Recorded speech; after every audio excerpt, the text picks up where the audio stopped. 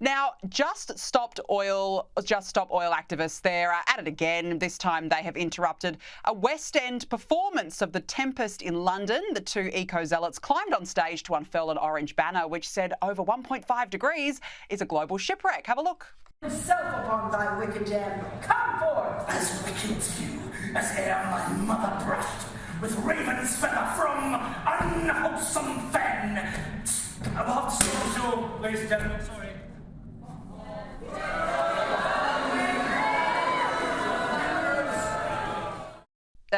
Darren, honestly, it drives me nuts to see this. A few weeks ago, two women sprayed chalk paint on Charles Darwin's grave in Westminster Abbey. Now they're not helping their cause, are they? Oh, absolutely not. If they cared one iota about their cause, they wouldn't be flying about more times than the US armed forces, or indeed, they would get themselves over to China, which is burning more coal than Sauron's Mordor. I mean, this is absolutely farcical. The West End is so totally woke and captured, though, that to be perfectly frank, I assumed it was part of the performance at first. This is about, it isn't about saving the planet. This is about creating chaos. For these kinds of activists, this is about control. They don't want you to have your one measly holiday every single year. They don't want you to have cheap access to food and energy costs. They have it all for themselves, so they can afford to take on the financial burden, many of them in comfortable middle-class positions. They're not eco-warriors, ultimately, right? They're attention-seeking drama queens, which is no doubt why the West End was attacked in the first place. I mean, the irony about screaming about global shipwrecks whilst ruining the performance of a Shakespeare play, the very man who had written a few tomes about shipwrecks himself, it's farcical. And Darwin's grave, as you mentioned, being attacked with this chalk paint. Brilliant idea, eh? These learned middle-class idiots, these privileged prats. This is a man that explained evolution. Well, evolution seems to have stopped pretty short for the families that have given birth to Just Stop Oil idiots. Newsflash, right? You don't further evolution and advancement of human ideas by killing off energy supply and actually showing that you're overgrown toddlers with arts and crafts supplies that look like something that's been done in middle school. They're absurd, and the sooner we laugh them all off as we are right now, the absolute better.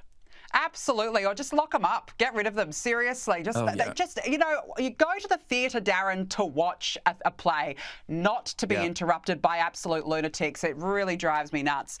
Now, look, I have to ask you about the Ginger and the Whinger, our favourite twosome, Harry and Meghan.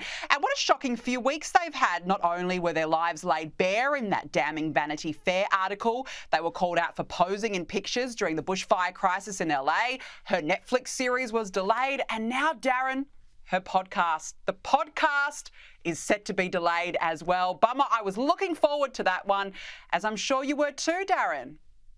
Oh, look, I've taken the time off work already. I'm absolutely gutted. I'm beside myself. Look, I've been counting down the days until Meghan blessed us with those dulcet tones of hers talking about how hard life is for a jam-making millionaire duchess in Montecito. It's been a rough few weeks for the Ginger, to be fair, though, hasn't it, right? The Vanity Fair spread laid them bare. The Netflix series is in limbo. Prince Harry accepted an undisclosed settlement sum in his apparent crusade against the press for privacy.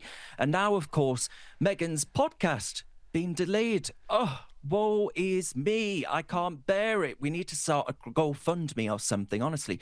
It's probably because, right, she's running out of people to throw under the bus that this podcast has been delayed because it's so painfully boring that they don't know what to put in it. It's a limited series when your entire personality is based around victimhood and victim narratives. And now, of course, we've got the former UK Home Secretary, Suella Braverman, and she's thrown a spanner in the works, hasn't she, by calling on President Trump to release some very important documents. Yes, well, actually, we have that. So, of course, he was allowed entry to the US in 2020, despite having admitted in Spare to taking cocaine, marijuana and psychedelic mushrooms. And you're right, this is what Suella Braverman had to say. Have a listen. I think there's a very strong case for President Trump to intervene and to direct the release and disclosure of these documents. The American people should have the right to know what's happened here. Darren, so she wants this to be investigated. Do you think he actually will be deported? Because he'll end up back in the UK. Well, I mean, look, she's calling on Trump to actually release those visa records. And if they are released, well, according to his memoir, they will indeed find evidence of an admission of drug use, which would have, as you mentioned, bar him from entering the United States. I mean, Harry banned from America. It's enough to make you shudder. Because I've got the perfect plan for him, though, a decoy. He wouldn't be welcome here, so maybe, we'll ban him his entry or something like that. But if he gets himself into the English Channel in a rubber dinghy, we'll probably put him up in a luxury hotel if he claims asylum, and we'll say to him, we'll give you bed, board and benefits right up his street. Sometimes they're 5-star hotels, Danica, and he can complain about his family and let the British taxpayer pick up the tab. This is the perfect solution for this privileged prince. Oh, I wonder how he would cope, Darren. But you're right. I mean, if UK Labor's doing it to every single other person that enters the country, then Prince Harry is no exception. Oh, Darren Grimes, love having a chat with you. Thank you very much for joining me on the show this evening. My pleasure. Thank you very much.